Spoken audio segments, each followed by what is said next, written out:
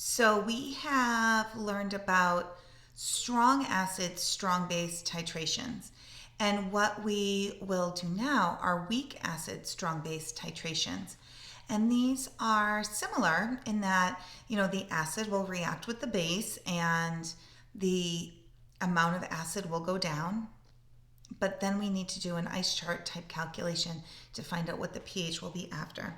So if you look at this if you look at this titration curve, you will see a few specific differences between this and the strong acid, strong base combination. One is this piece right here, that quickly when you add a base, you will see the pH rise, and then that slope of that curve will start to level off.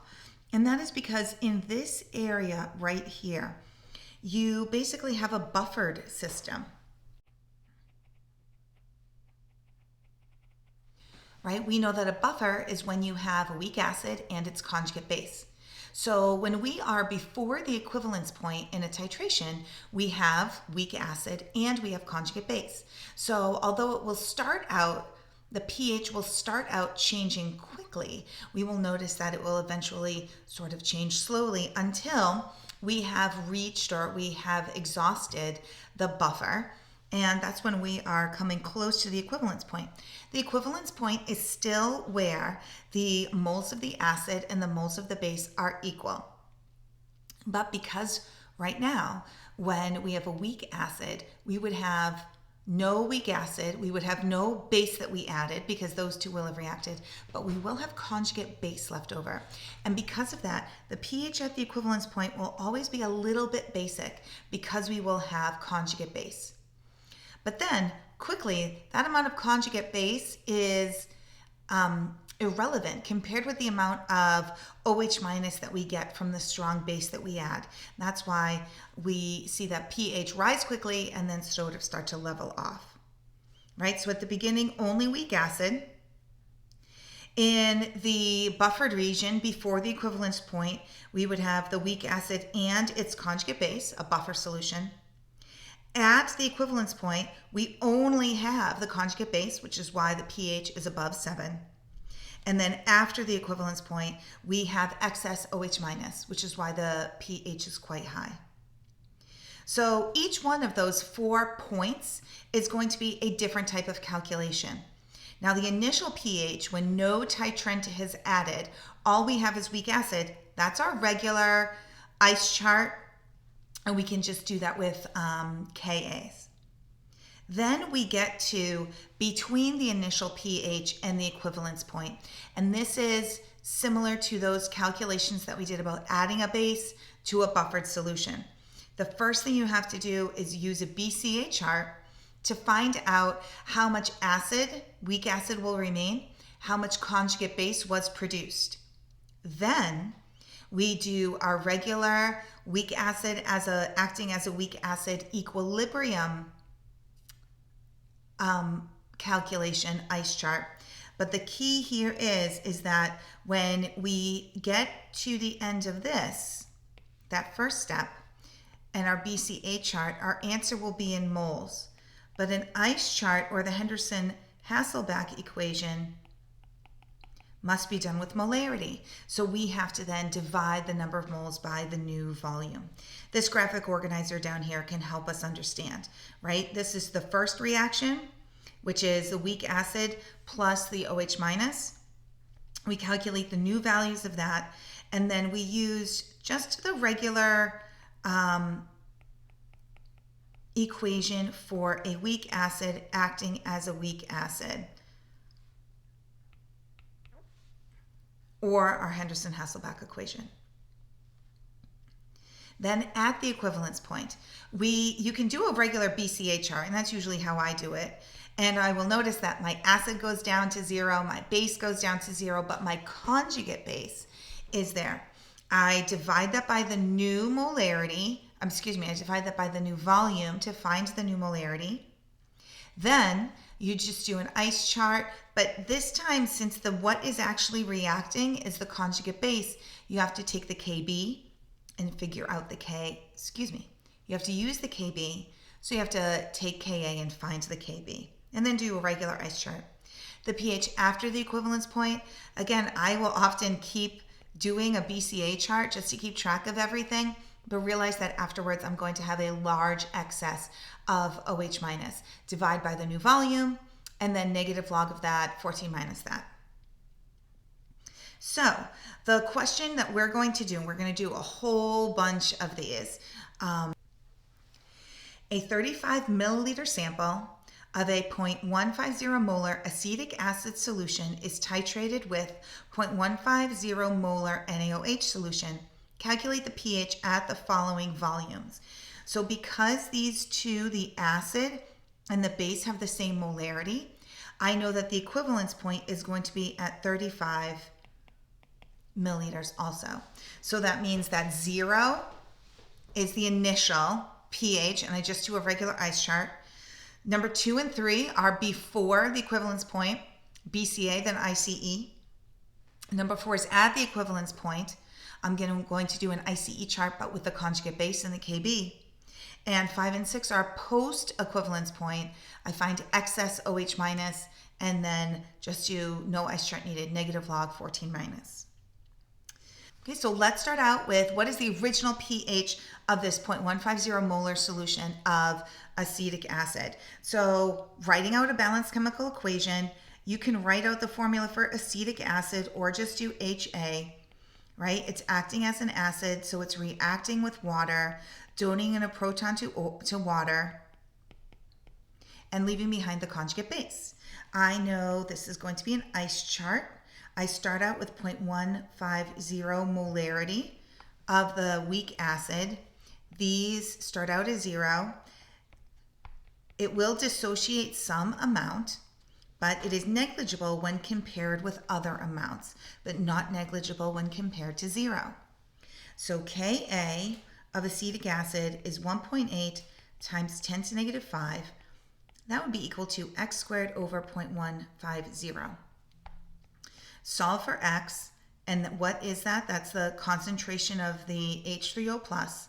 That's 0.0016 molarity. And then I take the negative log of that, and the pH is 2.784, which is probably a very appropriate pH for a weak acid solution.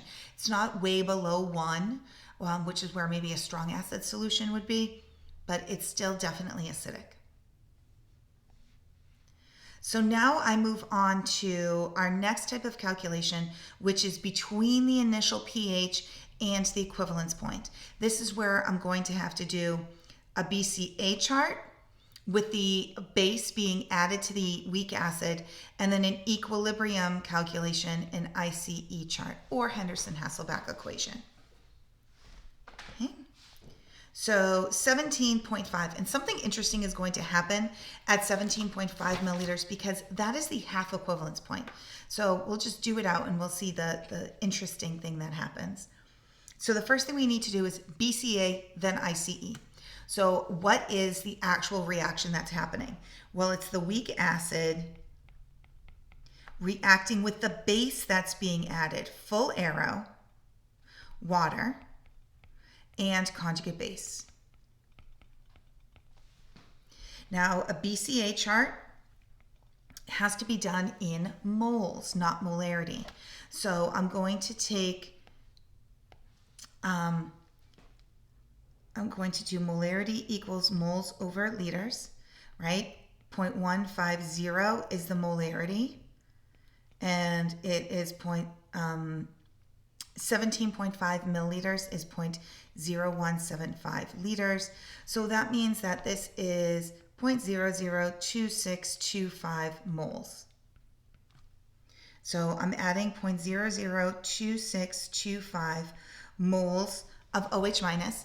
I use the same calculation for the 35 milliliters of 0.150 molar acetic acid, and that's 0.00525.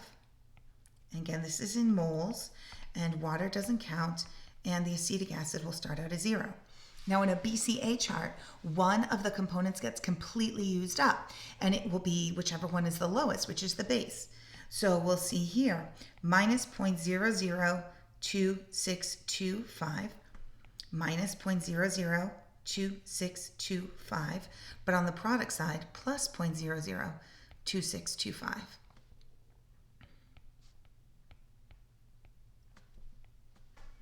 And because we're at the half equivalence point, what is left over for the acid is 0.002625 moles. And this is interesting because the number of moles of acid and the number of moles of conjugate base are equal. That's just going to be fun for when we actually go and do the math. So of course, now that I've done my BCA chart, I need to convert back to molarity in order to do my ice chart or Henderson-Hasselbalch. So the number of moles is 0.002625, right? How many liters was it? Well, it was 35.0 plus 17.5 milliliters. So 0.0525 liters is my total volume. So my new molarity is 0.05. That's actually going to be both of those, right? It's weird that they come out to be the same number. That's only because we're at the half equivalence point that they actually come out to be the same number. So now I do my ice chart with my acid acting as an acid. CH3COOH reacting with water and donating a proton to water.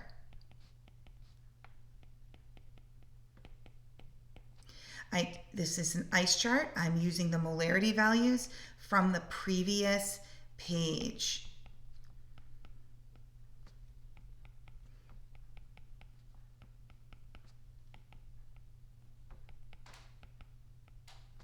And then my Ka, which is 1.8 times 10 to negative 5, is equal to X times 0.05 over 0.05.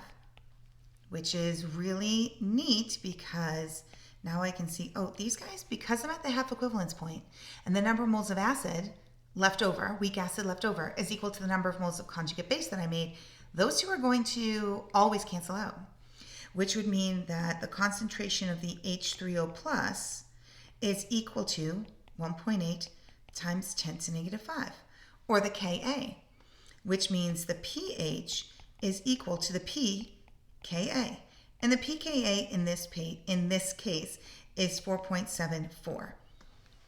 So if you are given, sometimes this will be even made into a multiple choice question, because what they will do is they will sort of assume that they'll even give you the pKa value, and they'll give you what is the pH after this amount of base has been added, and they're expecting you to realize that it's the half equivalence point.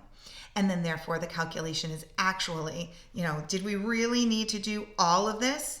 If you know it's the half equivalence point, you can go right to pH equals pKa. End of story. Okay, 34.5 milliliters is still before the equivalence point, but it's not at the half equivalence point. So we have to do the whole BCA, then ICE or Henderson-Hasselbalch equation to find the pH. The answer is, I'll give you the answer right now. The answer should come out to be about 6.584 for the pH. So what I would suggest is pause the video, do the whole problem out, and see if you do get 6.584. It is the exact same process as the last one.